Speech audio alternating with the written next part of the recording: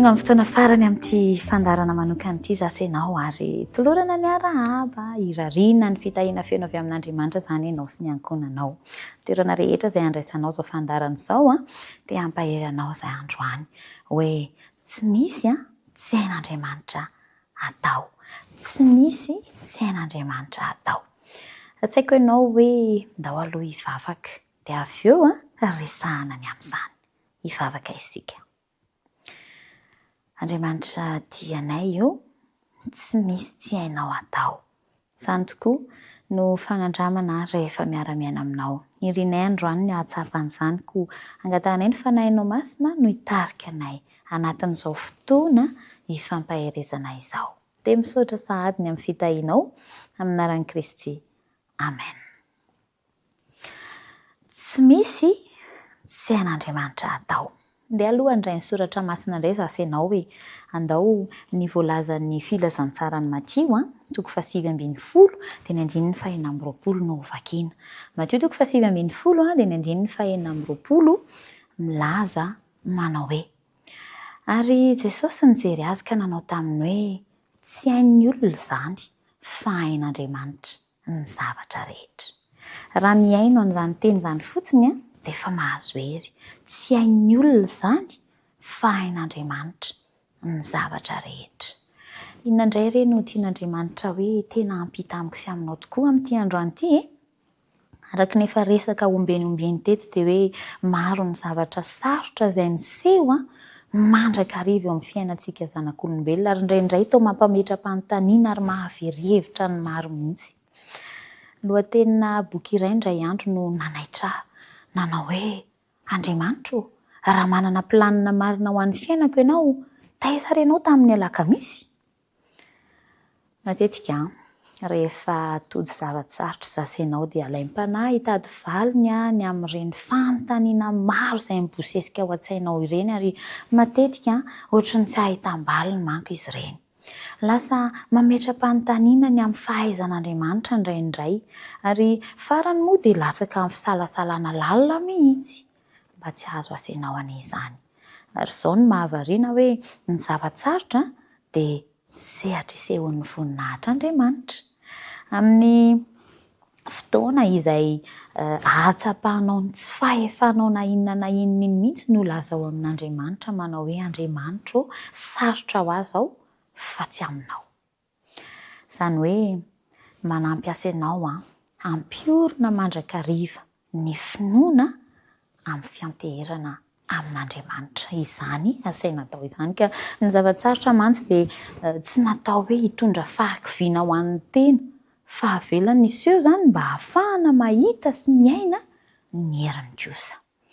Indray andro rehefa narary Lazarosy sakaizan'i Kristy dia hoy Kristy Jaona toko 1:14 no misy an'izao teny izao hoe tsy ho fahafatesana no anton'izany aretin'izany fa ny ampisehoana ny voninahitr'Andriamanitra.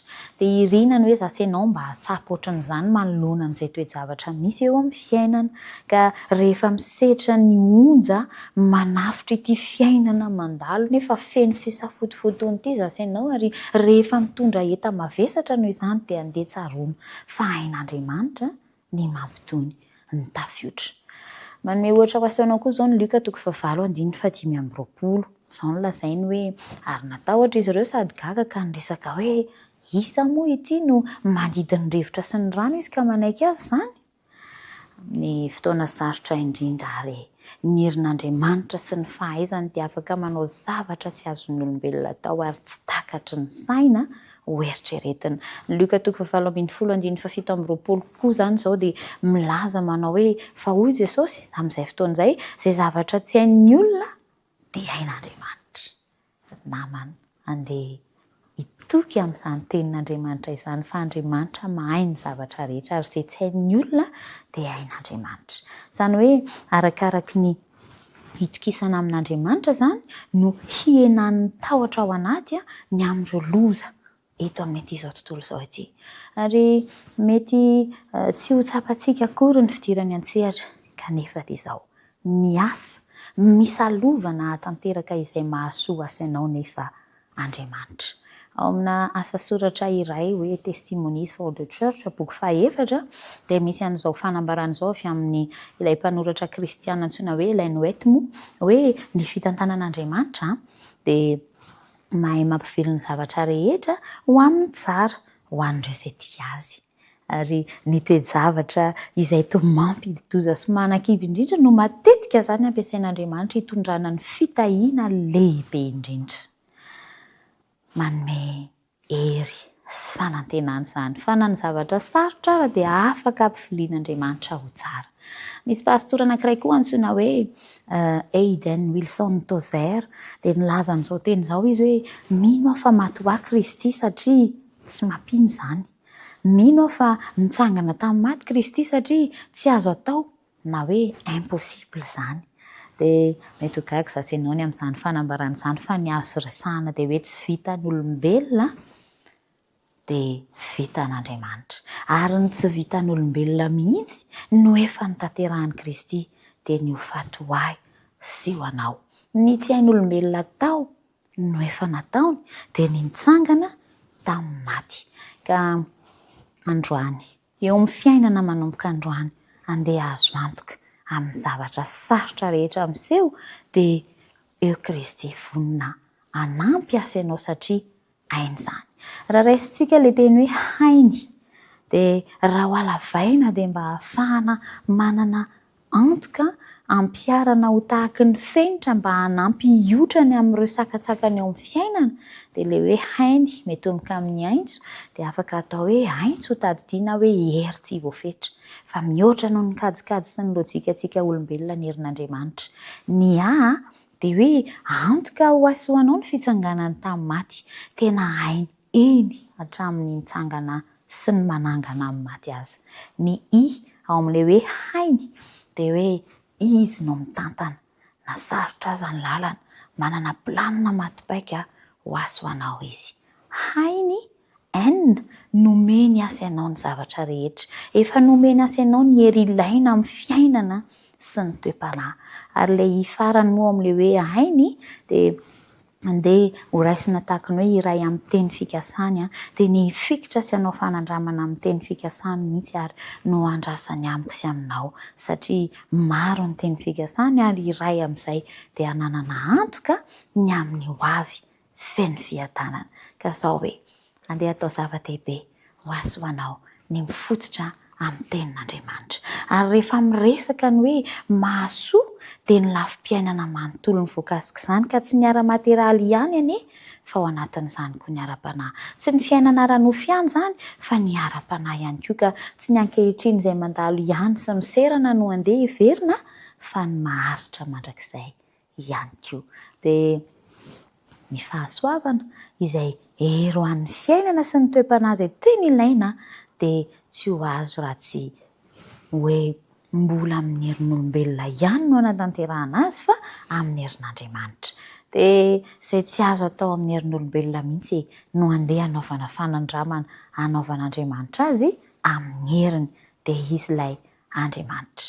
Farany ny Petera 2:1 andininy 3 ao amin'ny soratra masina dia milaza fa efa nomeny ny herin'Andriamanitra ho antsika ny zavatra rehetra momba ny fiainana sy ny toe-panaraka an'Andriamanitra amin'ny fahalalana ilain'ny antso antsika tamin'ny voninahiny sy ny fahatsarany.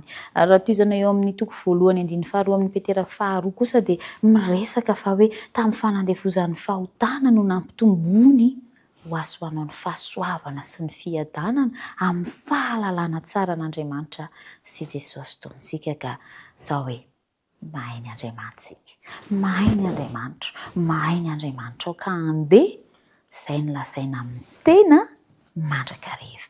Mahay ny Andriamanitra. Ny andrasany amiko sy aminao dia ny tombo amin'izany fahalalana izany ny hamaky sy handinika ny teniny amafisina hatrany hatrany ao amin'ny soratra masina ary ny fikitra amin'ny teny fikasana amin'ny fanaovana fanandramana lalindalina kokoa miaraka aminy.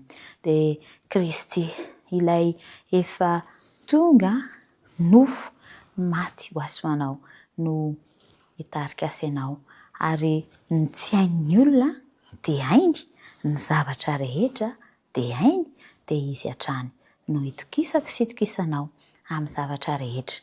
Ary izy moa no milaza fa tsy misy na inona mety ho sarotra loatra ka tsy ho voavahan'ny heriny, ary tsy misy na inona mety ho maizina loatra ka tsy ho voazavan'ny fanatrehany, dia andeha hiainana, andramana hoe mazava satria eo Kristy. Mivany olana satria eo Kristy. Ary faly manana fiadanana satria mitoetra ao amin'ny Kristy. Inoana fa dia hanao fanandramana misimisy kokoa ianao ka ampirisihana ary andeha ary hoentina hambavaka. Hivavaka isika. Andriamanitra iray tianay fankasitrahana feno no asandratray tera laza eno anao mandrakizay ny voninahitra satria tianay tokoa ianao. Ary ianao ilay mikatsaka ny fiadanana ho anay dia manoro lalana, manoro hevitra, manamafy hatrany hatrany ny amin'ny ifandraisanay aminao. Koa hifonanay ny lasa ratsinay rehetra ny nanaovanay atsirambina fa ankehitriny kosa sy nitony ary hazony fikiry eo atratranao.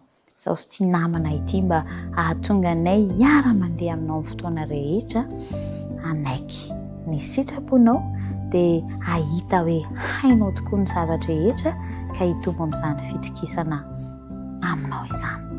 Dia ny fanahinao masina no aminay hatrany, misaotra indrindrandriamanitra matoky anao izahay anaran'i Kristy.